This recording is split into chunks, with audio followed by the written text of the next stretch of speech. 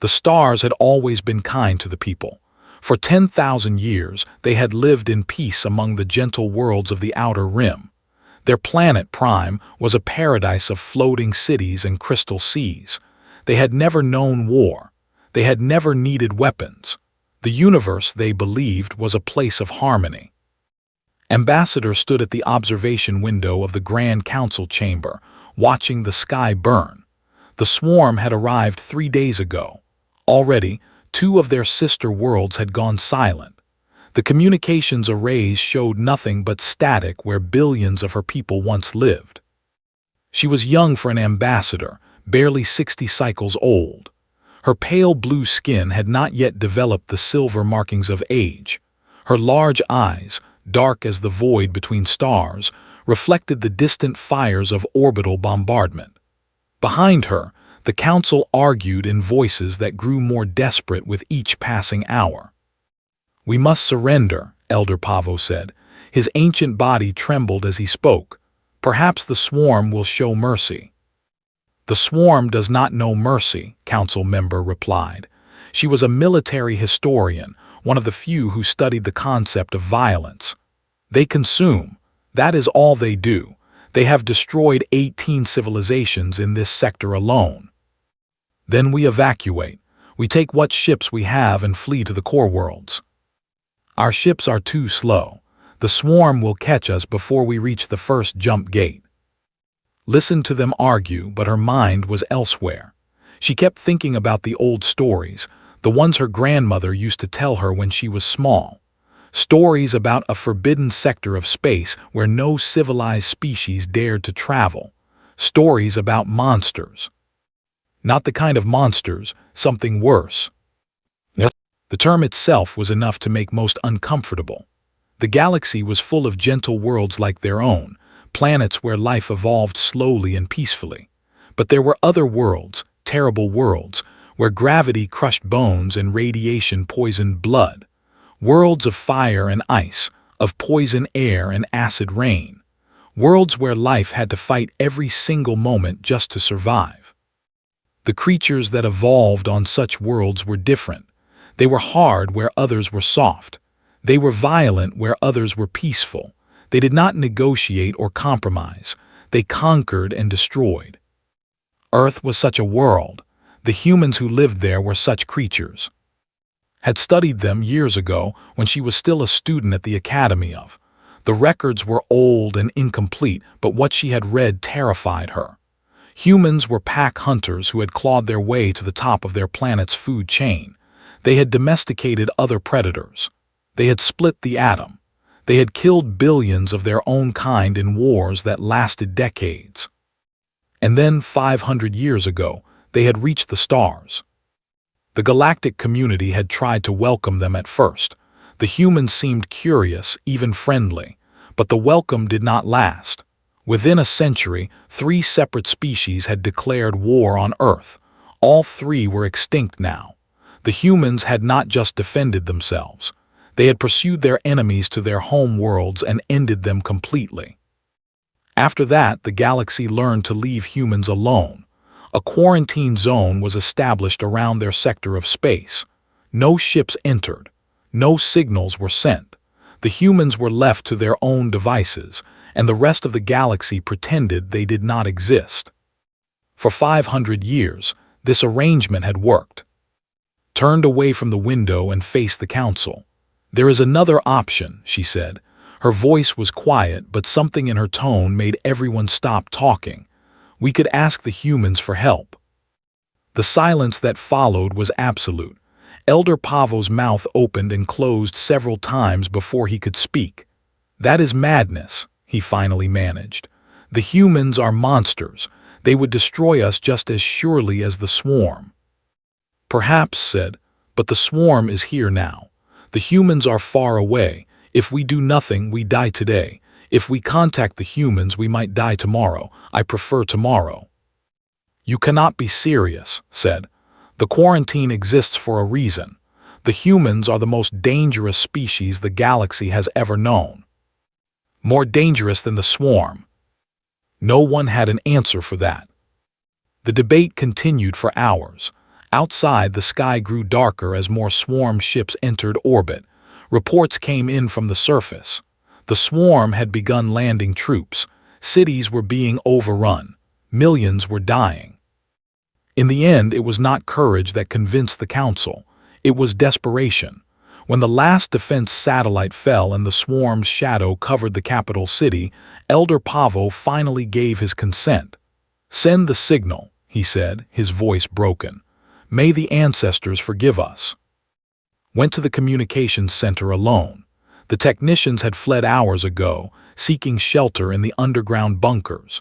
She worked the controls herself, calling up frequencies that had not been used in centuries. The human sector was far away, but subspace signals traveled faster than light. If anyone was listening, they would hear her within hours. She took a deep breath and began to speak. "This is Ambassador of the Federation. We are broadcasting this message to any human vessels that may receive it. Our world is under attack by the swarm. Our defenses have fallen. Our people are dying. We have nowhere else to turn." She paused, trying to find the right words. "What did you say to creatures of legend? How did you beg monsters for mercy? We know the history between our peoples. We know we have given you no reason to help us. But we are asking anyway, please. If there is any compassion in your kind, any memory of what it means to be helpless, we beg you to come. Save us. Save our children. Save whoever you can." She ended the transmission and sat back in her chair. The building shook as something exploded nearby. Dust fell from the ceiling. Through the window, she could see swarm descending toward the city center. She did not expect an answer. The humans probably did not even monitor these frequencies anymore. And even if they did, why would they help? They had been part of the coalition that established the quarantine. They had voted to isolate humanity, to treat them like dangerous animals that needed to be contained. Now she was asking those same animals to save her. The irony was not lost on her. Hours passed. The city fell, remained at her post, listening to static and watching the world end. She heard screaming in the streets below. She heard weapons fire, though she did not know what weapons sounded like until that day. She heard the terrible clicking sounds that they made as they hunted. She was preparing to leave, to try to reach the bunkers before the swarm found her, when the console beeped. An incoming transmission. Stared at it for a long moment, not believing what she was seeing. The signal was coming from deep space, from the direction of the quarantine zone. Someone had heard her. Someone was responding. She activated the receiver with trembling hands. The voice that came through was harsh and strange, speaking in a language that the universal translator had to strain to interpret. It was a human voice. The first human voice any had heard in 500 years. "This is Captain of the Earth Defense Force Warship Resolve. We received your distress signal. I need you to confirm the nature of the threat and your current status. Are you still alive down there?" Found that she could not speak. Her throat had closed up. Her eyes were leaking fluid, a stress response her species had evolved millions of years ago. She forced herself to breathe, to focus. "I am here," she said. "I am alive. The swarm has taken our cities. They are killing everyone. Please, you have to help us." There was a pause. She heard other voices in the background, speaking quickly in the human language. Then Captain spoke again. "Ambassador, I need to be honest with you. I have authority to respond to distress calls, but I do not have authority to cross the quarantine line. That decision has to come from command. I am sending your message up the chain right now. Do you understand?" Yes, I understand. How long will it take?" Another pause. "I do not know. Hours, maybe. Days. Our leadership will have to debate this. Some will not want to help. Some will say it is not our problem." Closed her eyes. Hours, days. Her people did not have hours. They barely had minutes. "Please," she whispered. "Please hurry." "I will do what I can, Ambassador. Out." The transmission ended. Sat in the darkness of the ruined communications center, listening to the sounds of her world dying around her, and she prayed to gods she had never believed in that the monsters of human legend would prove to be better than the monsters that had come to consume her people. She did not know if her prayers would be answered. She did not know if she would live long enough to find out. But she had done everything she could. She had reached out to the most dangerous species in the known galaxy and asked them for help. Now all she could do was wait, and hope that when the humans came, they would bring salvation instead of destruction. The ground shook again. Somewhere close by, a building collapsed. The swarm was getting closer, stood up, brushed the dust from her robes, and made her way toward the emergency exit. She would not die in this room. She would find shelter. She would survive. Because if the humans did come, someone needed to be alive to greet them. Someone needed to show them which way to point their weapons. An ambassador of the Federation intended to be that someone, no matter what it cost her. The bridge of the Resolve was quiet after the transmission ended. Captain stood at the center console, his hands gripped tight behind his back. Around him, his crew waited in silence. They had all heard the alien's voice. They had all heard the fear in it. Lieutenant was the first to speak. She was young, only 28 years old, but she had seen more combat than most officers twice her age. Her dark hair was pulled back in a tight bun, and her eyes were sharp as she studied the star map on the main display.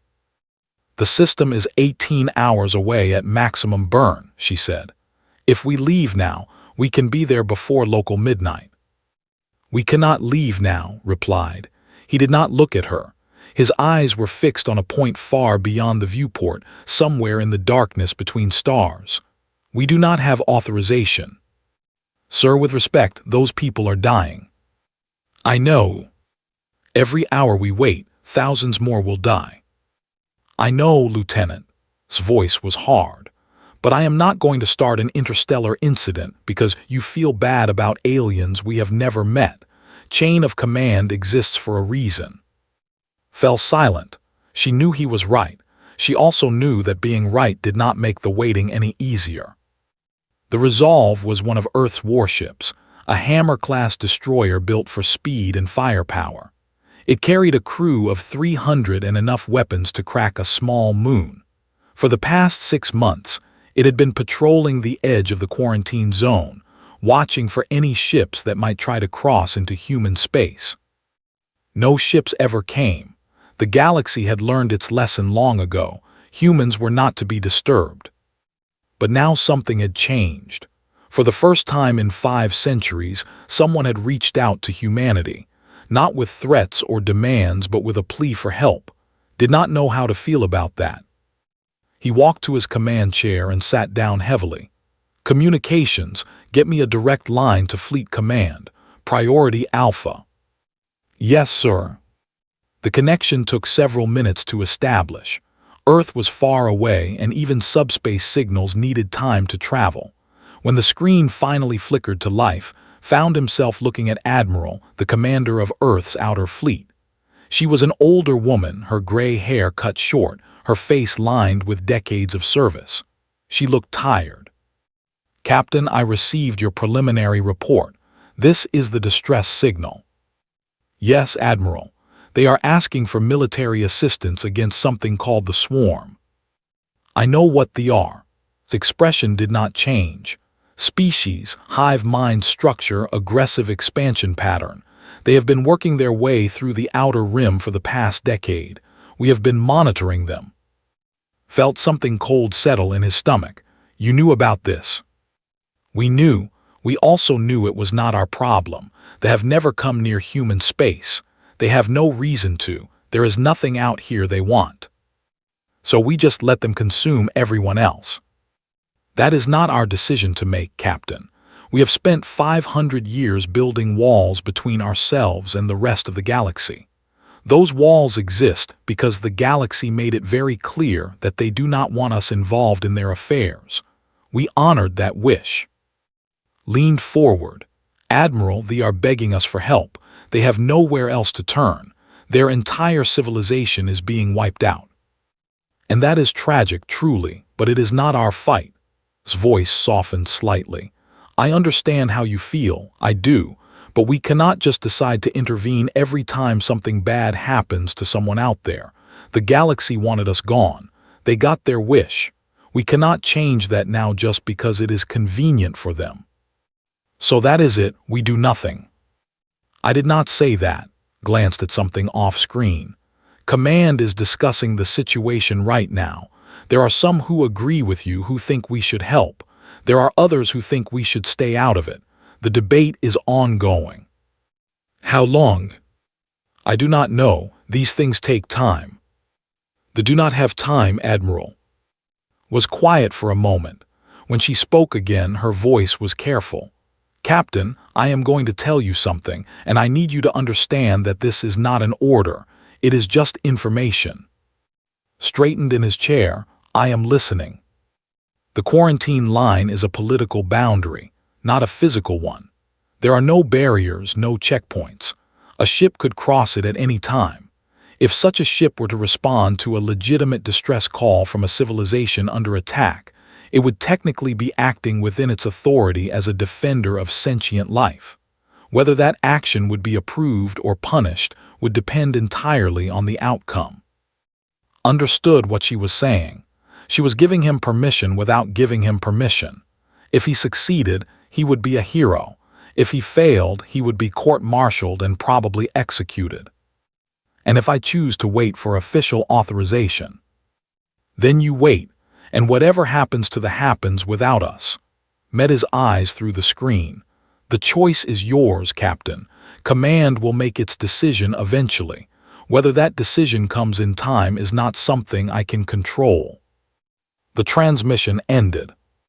Sat in his chair for a long moment, staring at the blank screen. Around him, his crew pretended to focus on their stations, but he knew they were all listening, waiting to see what he would do. Approached him quietly, Sir. Lieutenant, how many people do you think are dying on Prime right now? I do not know, sir. Millions, probably. Millions, repeated the word like it was something foreign. And we are sitting here, 18 hours away, arguing about politics. It is not fair, sir. No, it is not. He stood up suddenly, his decision made. All hands, this is the captain. Set course for the system. Maximum burn. We are crossing the quarantine line in 30 minutes. The bridge erupted in activity. Officers shouted orders, consoles beeped and flashed, and the great engines of the Resolve roared to life. Remained at side, a small smile on her face. Are you sure about this, sir? No, admitted. But I would rather be wrong and save people than be right and let them die. If Command wants to punish me for that, they can do it after we get back. The ship surged forward, stars blurring as it accelerated toward the quarantine boundary. In the distance, beyond the invisible line that separated human space from the rest of the galaxy, billions of aliens were dying. They had called out for help, and against all odds, someone had heard them. Now the humans were coming. Spent the next several hours preparing for what lay ahead. He called his senior officers to the briefing room and laid out what they knew about the swarm. The information was limited, gathered mostly from intercepted alien communications and long-range sensor data, but it was enough to paint a picture.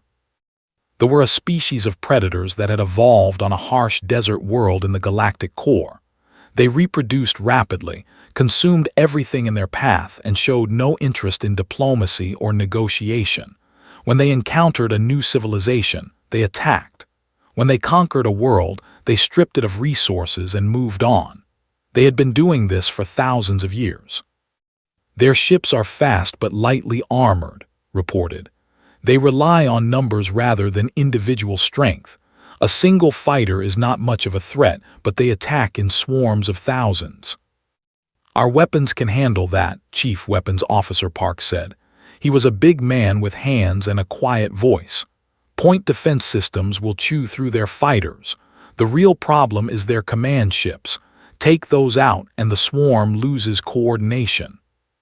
How many command ships? Unknown, could be dozens, could be hundreds. nodded slowly. "What about ground forces?" "Warriors are dangerous in close quarters," said. "Fast, strong, venomous. But they are not smart. They follow simple attack patterns. Our Marines should be able to handle them if we can establish a defensive perimeter." "Should be able to," repeated. "I want better than should be able to, Lieutenant." "Yes, sir." The briefing continued for another 2 hours. By the time it ended, everyone on the ship knew what they were getting into. This was not a simple rescue mission. This was a war, and they were about to fight it alone, without backup, without support, and without official authorization. Returned to the bridge and found the main display showing their approach vector. The quarantine line was just ahead, a boundary that no human ship had crossed in 500 years. Beyond it lay the unknown, a galaxy full of species that feared and hated humanity. And somewhere out there, a young alien ambassador was waiting, hopping against hope that the monsters she had summoned would prove to be something other than what the stories said. Hope she was right. He hoped they all were. "Captain," the navigation officer called out, "we are approaching the quarantine boundary, crossing in 5 minutes." "Understood," took a deep breath. "All hands, this is the captain.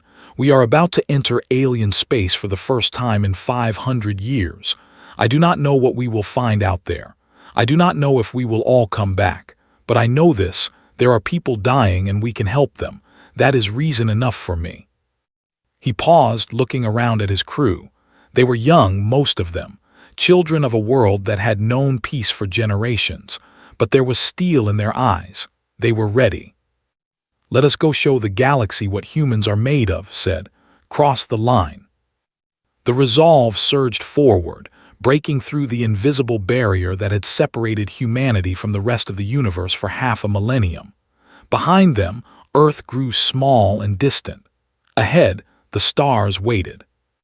The humans were coming. And they were bringing war with them. Ambassador had not slept in 3 days. She had not eaten in 2. The bunker where she had taken shelter was cold and dark, the power systems failing one by one as they continued their assault above. Around her, hundreds of other survivors huddled in silence, too exhausted and too terrified to speak. She had tried to reach the other members of the council, but the communications network was gone.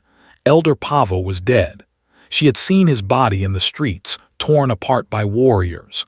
Council member was missing, presumed dead as well. As far as knew, she was the last surviving member of the government. Not that it mattered anymore. There was no government left to lead. There was barely a civilization left to save. They had been thorough. Every city on the planet had been attacked. Every defense installation had been destroyed. The swarm had brought millions of warriors, endless waves of clicking, chittering monsters that knew nothing but hunger and violence. They did not take prisoners. They did not negotiate. They simply killed and consumed, working their way across the surface of the planet like a plague of insects. Sat against the cold metal wall of the bunker and tried to remember what hope felt like. The human captain had said he would try to help, but that was days ago. No ships had come. No rescue was in sight.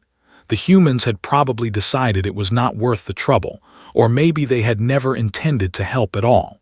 Maybe the whole thing had been some cruel joke. She closed her eyes and let herself drift, too tired to stay awake, too afraid to truly sleep.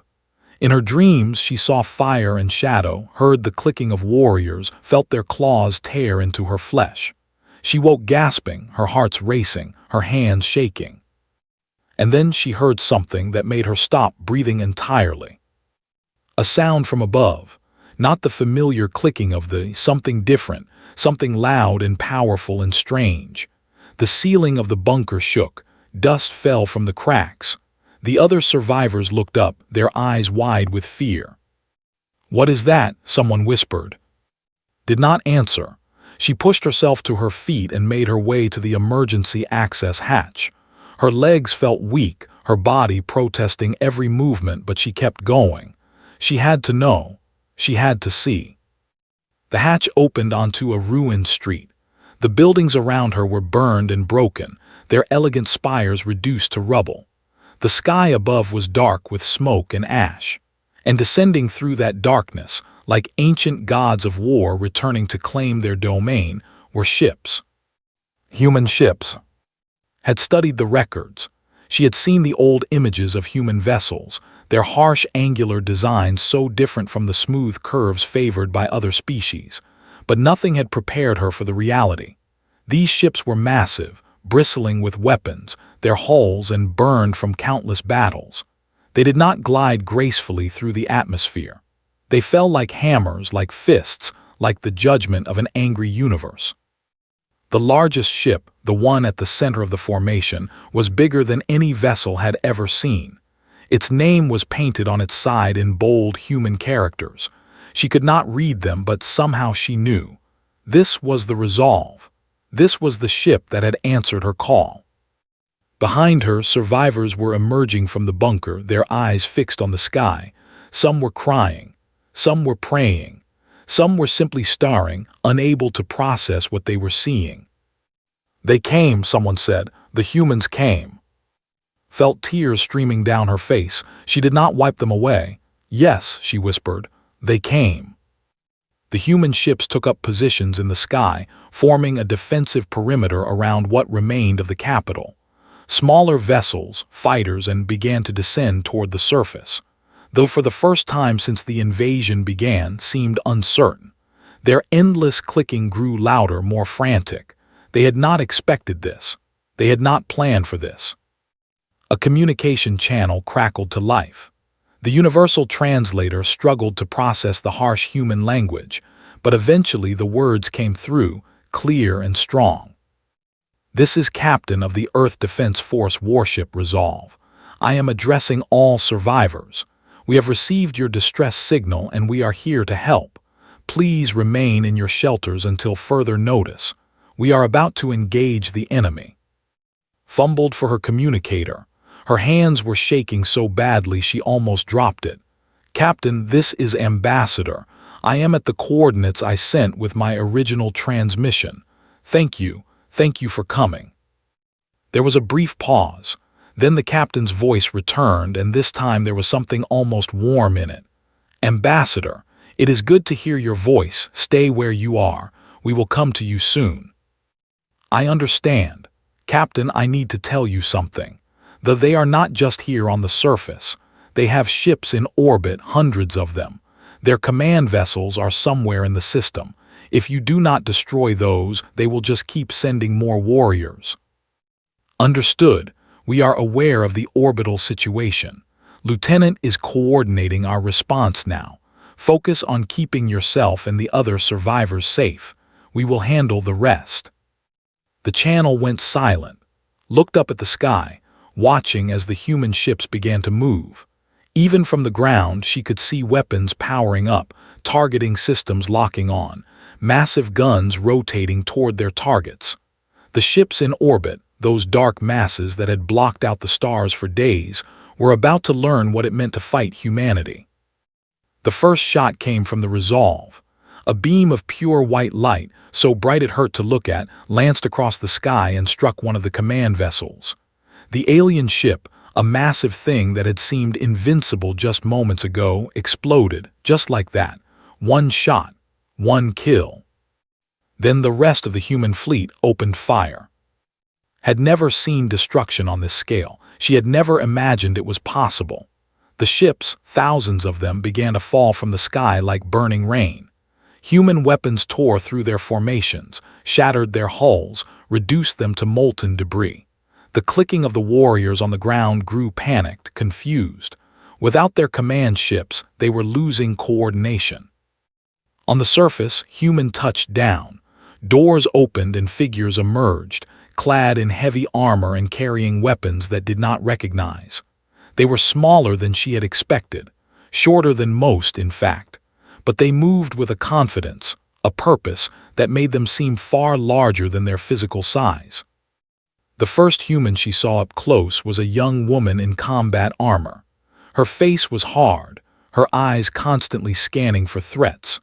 She carried a rifle that looked too big for her frame, and she wielded it like it weighed nothing at all. "Ambassador," the woman asked. Her voice was surprisingly soft. "Yes, I am. Lieutenant, Earth Defense Force. I am here to escort you to safety." Glanced around at the ruined street, at the bodies of warriors that littered the ground, at the survivors who were emerging from the bunker. "How many people do you have here?" "Maybe 300. There are more in other bunkers throughout the city." "We will find them. Right now, I need to get you somewhere secure." Gestured to a nearby, "Please come with me." Hesitated. She looked at the other survivors, at their frightened faces, at the hope that was slowly beginning to dawn in their eyes. "What about them?" "My Marines will protect them until we can establish a proper evacuation zone. No one else is going to die today, Ambassador. I promise you that." It was a bold promise. Did not know if it could be kept. But there was something in the human's voice, something absolute and unshakable, that made her believe it anyway. She followed to the... Inside, the vessel was cramped and utilitarian, nothing like the elegant transports they used. The seats were hard, the lighting harsh, the air filled with the smell of metal and oil. But it felt safe. For the first time in days, felt safe. "Ambassador," said as the lifted off, "I need to ask you some questions about the... Anything you can tell us will help. Their numbers, their tactics, their weaknesses." "I do not know much. We are not a warrior species. We never studied such things." "That is okay. Just tell me what you have observed." Tried to organize her thoughts. It was difficult. The past few days had been a blur of terror and desperation, but she forced herself to focus, to remember. "They attack in waves," she said slowly. "Thousands at a time. They do not seem to care about their own losses. As long as their command ships are active, they just keep coming." "We have noticed that. What else?" "They communicate through clicking sounds. Different patterns mean different things. When the clicking gets faster and louder, it means they are about to attack. When it gets quiet, it means they are confused or scared." Nodded, making notes on a small device. "Good, that matches our observations. What about their warriors? Any weaknesses?"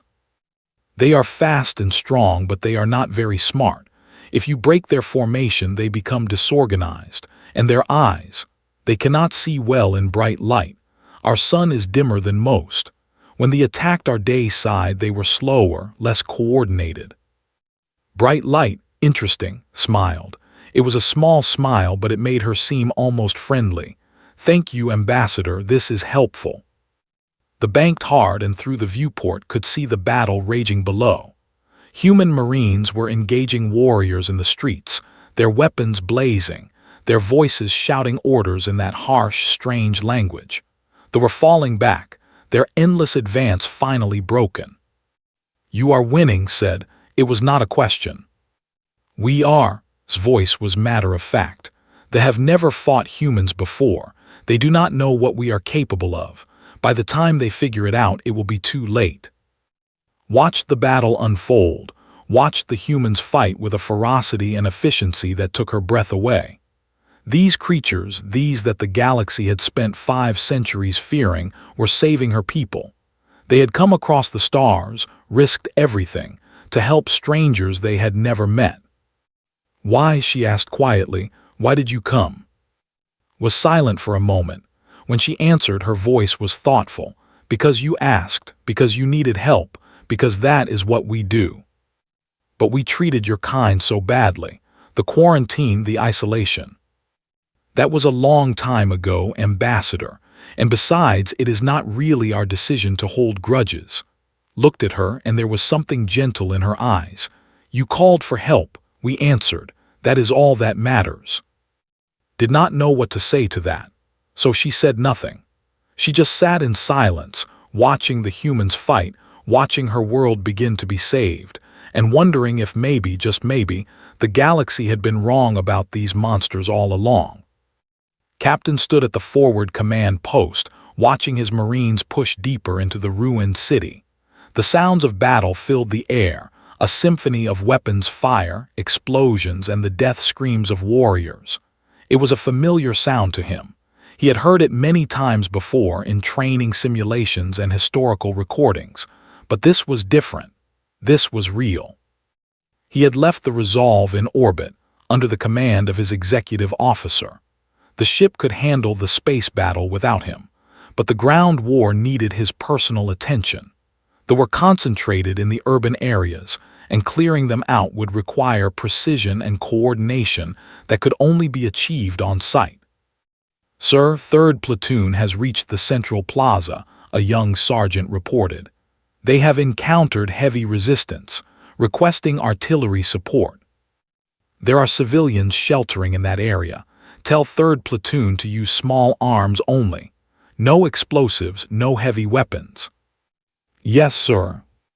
Move to a display showing the tactical situation. The city was a maze of burning buildings and collapsed streets. Blue dots represented human forces, red dots represented warriors, and green dots represented civilian shelters. There were far too many red dots and far too few blue ones. But they were winning. Slowly, methodically, they were winning. Lieutenant's voice crackled through his earpiece. "Captain, I have the ambassador secured aboard 7. She is providing intelligence on behavior patterns, forwarding to all units now." "Good work, Lieutenant. How is she holding up?" "Better than expected, sir. She is strong." Allowed himself a small smile. "Keep her safe. She is the only legitimate authority left on this planet. We are going to need her when this is over." "Understood." The battle continued for hours. They fought with mindless ferocity, throwing themselves at human positions in wave after wave of suicidal attacks. But without their command ships providing coordination, they were just animals, dangerous but predictable. The Marines cut them down with clinical efficiency.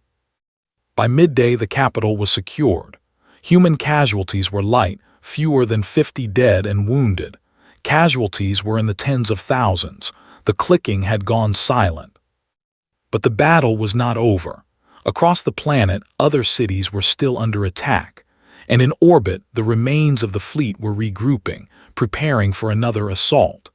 The Resolve and its sister ships had destroyed hundreds of enemy vessels, but more were coming. The swarm was vast, and it did not know how to give up.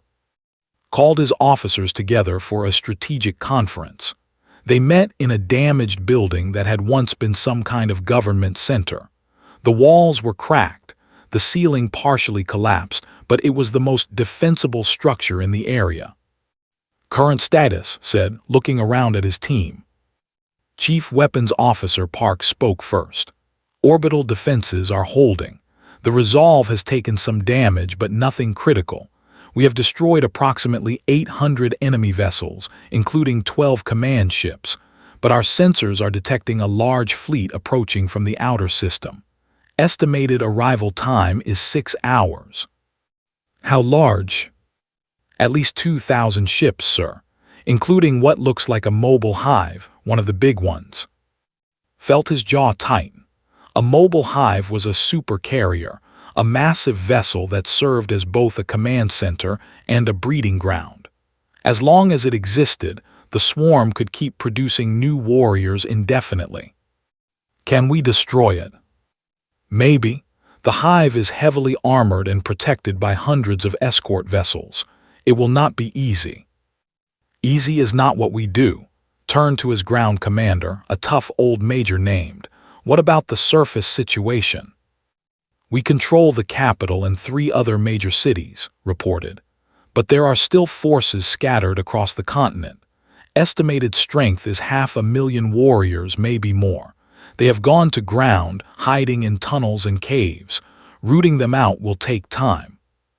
"Time we do not have." Studied the tactical display, his mind racing through possibilities. The incoming fleet would arrive in 6 hours. If he could not neutralize the surface forces before then, he would have to fight a war on 2 fronts. That was a scenario no commander wanted. "We need to draw them out," he said finally. "Force them to attack us on our terms instead of hiding." "How?" The ambassador mentioned they are sensitive to bright light. Their eyes cannot handle it. Looked at Park. Can we rig our ships to generate a sustained high-intensity light burst, something that would illuminate the entire surface? Park considered this.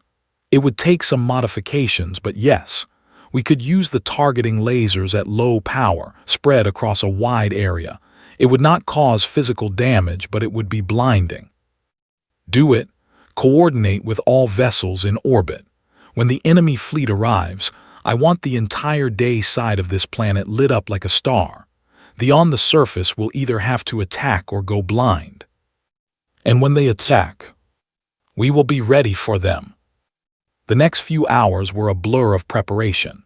Engineers modified weapons systems, Marines reinforced defensive positions, and medical teams prepared for the casualties that were sure to come.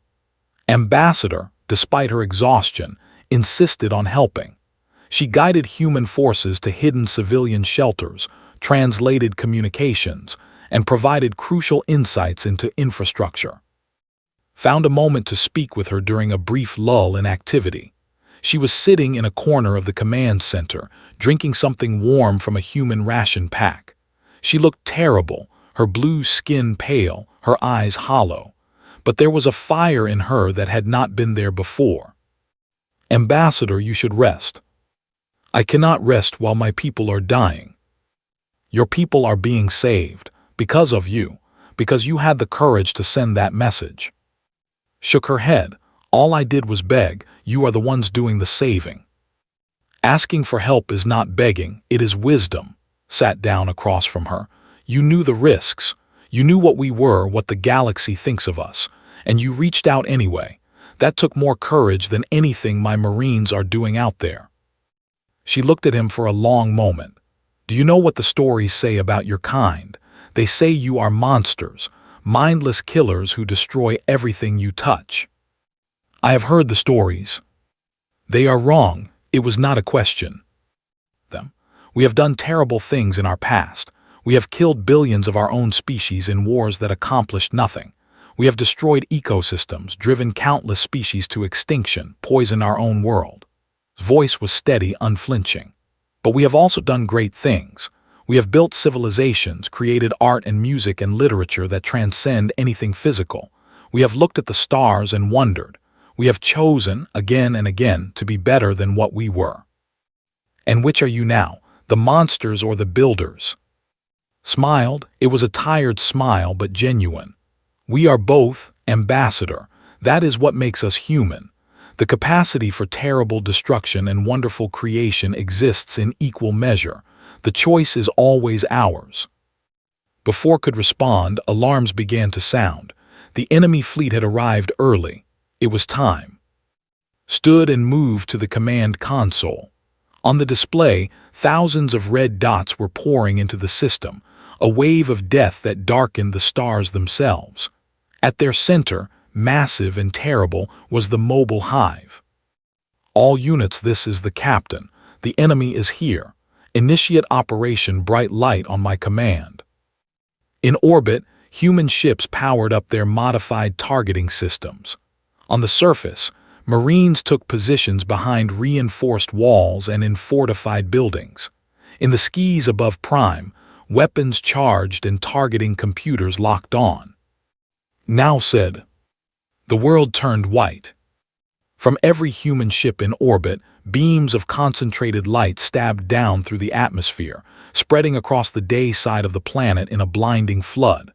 The effect was immediate. Across the continent, warriors screamed, their sensitive eyes overwhelmed by the sudden brilliance. They stumbled out of their hiding places, clawing at their faces, completely disoriented. And the humans were waiting. What followed was not a battle, it was a slaughter. Human weapons tore through the blinded by the thousands. Artillery rained down on their exposed positions. Fighter craft strafed their formations. Marines advanced in perfect coordination, clearing building after building, tunnel after tunnel, leaving nothing alive. In orbit, the space battle was equally one-sided. The fleet, designed to overwhelm enemies with sheer numbers, found itself facing weapons that could destroy dozens of ships with a single shot. The human vessels moved like predators, picking off targets with cold efficiency. The mobile hive tried to flee, tried to retreat to the outer system, but the resolve ran it down. Captain watched from the surface as the great hive ship died. It took 14 direct hits from the Resolve's main cannon, each impact sending gouts of flame and debris spinning into the void. When it finally exploded, the shockwave was visible even from the planet's surface, a brief second sun that lit up the night sky. Around him, his marines cheered. On the streets of the ruined city, survivors emerged from their shelters, staring at the sky in disbelief. The swarm that had seemed so invincible, so unstoppable, was broken. Not beaten. Broken.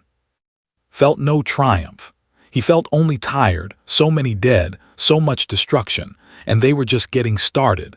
There would be more out there, more swarms, more worlds under attack. The galaxy was a big place and it was full of horrors.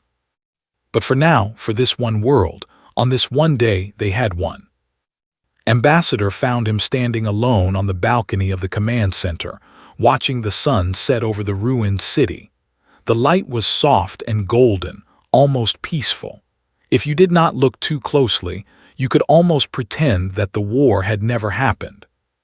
Captain, Ambassador. She stood beside him, silent for a moment. Then she spoke, her voice quiet. I do not know how to thank you. There are no words. Then do not use words. Rebuild, survive, that is thanks enough.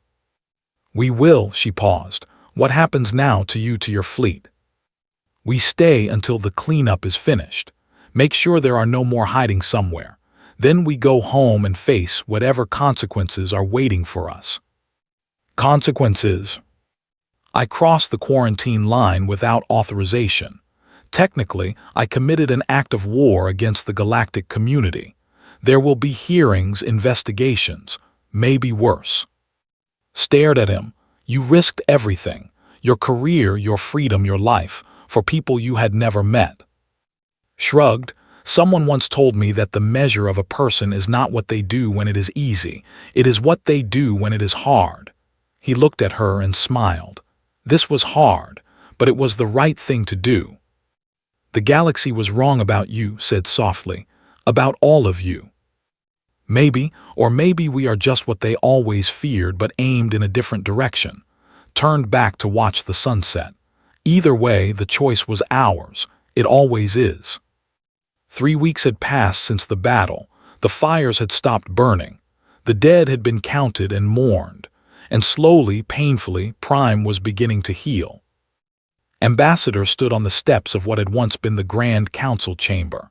The building was in ruins, its elegant towers reduced to broken stumps, its crystal walls shattered and dark.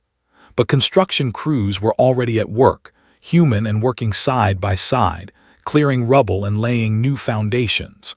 The sound of machinery filled the air, a constant rhythm of rebuilding. The final count was devastating. 40% of the population was dead. Entire cities had been wiped from the map. The ecosystem was damaged in ways that would take generations to repair. But they were alive. Against all odds, against the full might of the swarm, they had survived. Because the humans had come. Still found it hard to believe sometimes. She would wake in the middle of the night, her heart's pounding, convinced that it had all been a dream. Then she would look out her window and see the human ships still orbiting above, their dark hulls blocking out the stars, and she would remember. It was real, all of it. Captain found her there, standing among the ruins, watching his people work. He was in dress uniform now, the formal attire of a human military officer. It made him look different, more official, more distant. Ambassador. Captain, she turned to face him. You are leaving today. Yes, command has recalled the fleet. There are hearings waiting for me back on Earth, legal proceedings. Because you saved us. Because I broke the rules to save you. In the eyes of some, that makes me a hero. In the eyes of others, it makes me a criminal. We will see which view wins out. felt a flash of anger. That is absurd. You should be celebrated, not punished. Perhaps, but rules exist for a reason. If every captain decided on their own when to intervene in foreign conflicts, the result would be chaos. Smiled slightly.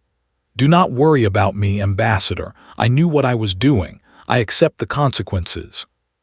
It is not fair. Few things are. He reached into his uniform pocket and pulled out a small device. I wanted to give you this before I left. It is a direct communication link to Earth. If you ever need help again, you can use it to reach us. The response might not be as quick this time, but someone will answer.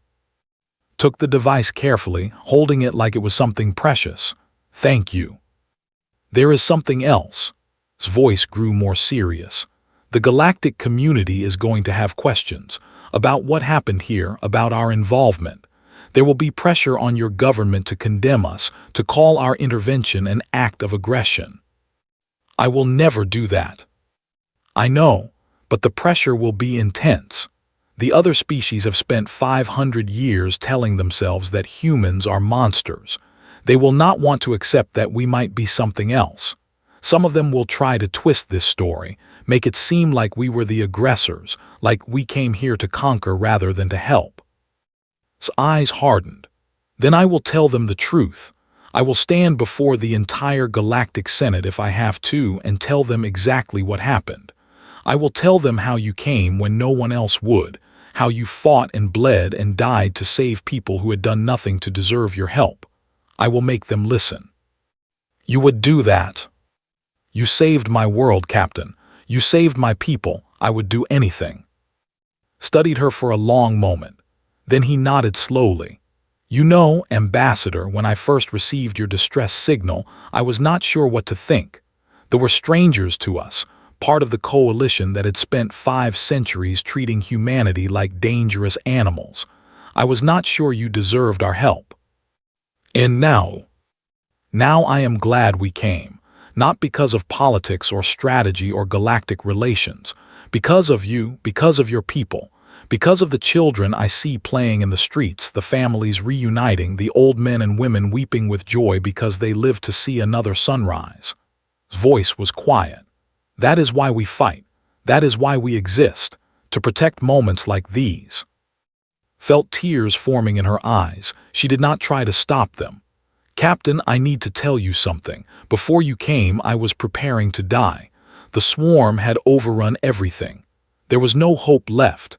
And then I heard your voice on the communicator and I thought maybe, just maybe, I had been wrong about everything. Wrong about what? About the universe, about the nature of things. I was raised to believe that the cosmos was fundamentally gentle, that violence was an aberration, a mistake. The swarm shattered that belief. They showed me that the universe can be cruel and indifferent, that monsters exist and they do not care about peace or harmony. She paused, gathering her thoughts. But then you came. You humans, the greatest monsters in all the stories, that everyone feared. And you did not come to destroy. You came to save. You showed me that even in a cruel universe there can be protectors. Even among the monsters there can be heroes. Was silent for a long moment. When he spoke, his voice was rough with emotion. Ambassador, I am not a hero. I am just a soldier who made a choice. Any of my people would have done the same. And that is exactly what makes you heroes. Stepped forward and took his hand in hers. Her skin was cool against his warmth. Go home, Captain. Face your hearings. And know that whatever happens, you will always have a place here. You and all your people. Prime will never forget what you did. Thank you, Ambassador. Squeezed her hand gently. Take care of your world. It is going to need you. He turned and walked away, toward the shuttle that would carry him back to the Resolve. Watched him go, her heart's heavy with gratitude and sorrow and something else she could not quite name. The shuttle lifted off, rising into the pale morning sky. Above, the great human warships were already breaking orbit, turning toward home.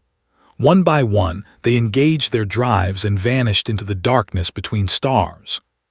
For a long time stood alone, watching the sky where they had been.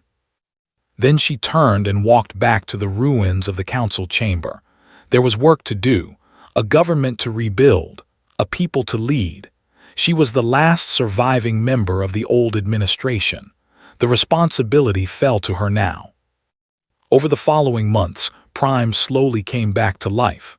Human aid arrived, engineers and doctors and supplies sent by an Earth that was still debating whether to embrace or condemn Captain's actions. The debate did not matter to the people on the ground. What mattered was that help came. Ambassador addressed the Galactic Senate 3 times. Each time, she told the same story. She described the invasion in unflinching detail. She described her desperate plea for help. She described the humans coming like angels of death, destroying the swarm with a fury that comprehension. They brought destruction, she said in her final address. That is true. The stories were not wrong about that. The humans are capable of terrible violence, of devastation on a scale that most species cannot imagine. But the stories forgot something important. They forgot to ask who the destruction was aimed at. She paused, letting her words sink in. The Senate chamber was silent, hundreds of alien dignitaries hanging on her every word. The humans brought destruction to those who threatened the innocent. They brought death to those who would have killed us all. They answered our call when no one else would, when we had given them no reason to care about our fate. And when the fighting was done, they offered to help us rebuild. Stood straight, her voice ringing through the chamber. I am not here to tell you that humans are safe. They are not. I am not here to tell you that they are kind. Sometimes they are not.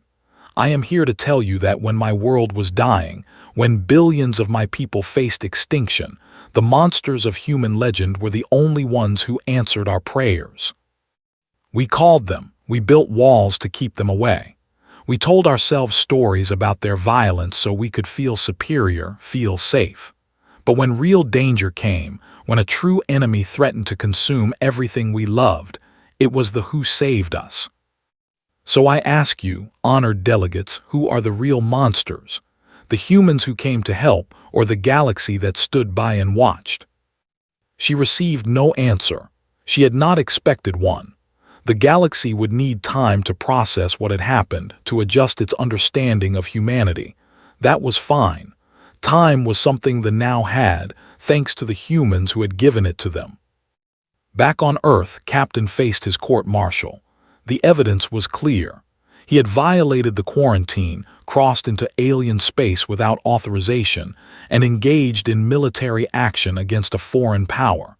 The prosecution demanded imprisonment. The defense argued necessity. In the end, the verdict was not guilty.